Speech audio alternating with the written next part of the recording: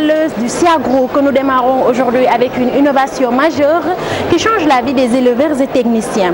Des vaccins effervescents aviaires qui sont aussi bénéfiques pour l'éleveur qu'à l'élevage. Nous avions déjà des vaccins contre la maladie de Newcastle, contre la bronchite infectieuse et contre plusieurs maladies qui jusqu'à présent étaient présentées sous forme de pastilles dans un flacon en verre. Il faut casser ces flacons, enlever la capsule de flacon et dissoudre le produit. Aujourd'hui, nous passons à une formulation sous forme d'un comprimé effervescent qu'on met dans l'eau, qui se dissout, et on continue la vaccination comme ça se faisait avant. USAID Yadiendé mise beaucoup sur le leadership féminin et lutte pour le renforcement de la capacité des femmes sur la nutrition. Le projet USAID Yadiendé a accompagné la mise en place des groupes de Bogalé dans les régions de Matam, Bakel, Kédougou et Kolda.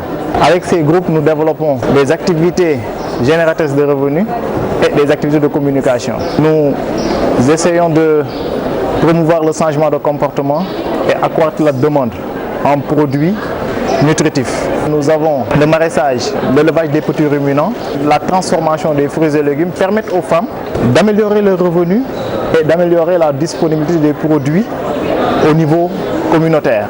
Le projet USAID Yadiendé a introduit un certain nombre de spéculations biofortifiées, c'est-à-dire des spéculations qui sont naturellement riches en éléments nutritifs, notamment en micro-éléments, pour pallier aux déficiences, aux carences que connaissent ces zones.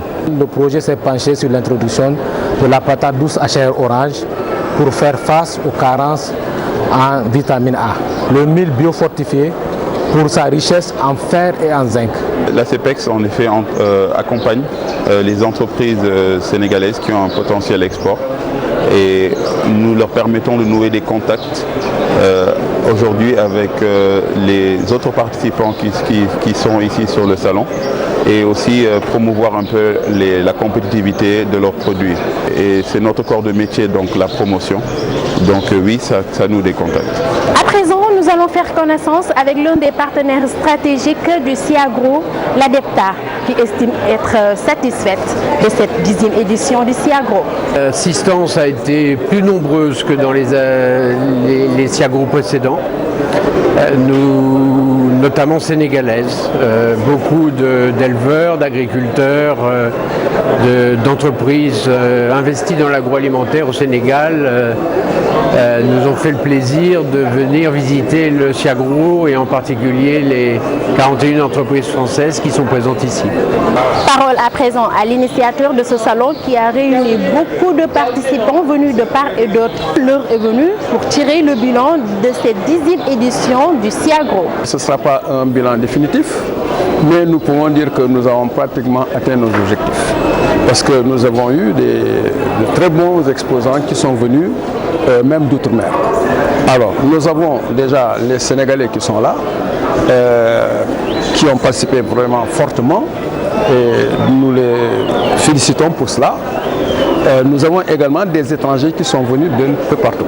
Nous avons une bonne participation française, comme d'habitude d'ailleurs. On a également eu des visiteurs professionnels qui sont venus et d'après les informations que nous avons, alors pratiquement chacun s'y est retrouvé. Ce bilan tiré par l'organisateur met fin à cette 10e édition du SIAGRO. Rendez-vous est donc pris dans 2 ans pour la 11e édition du Salon international des industries et techniques agroalimentaires.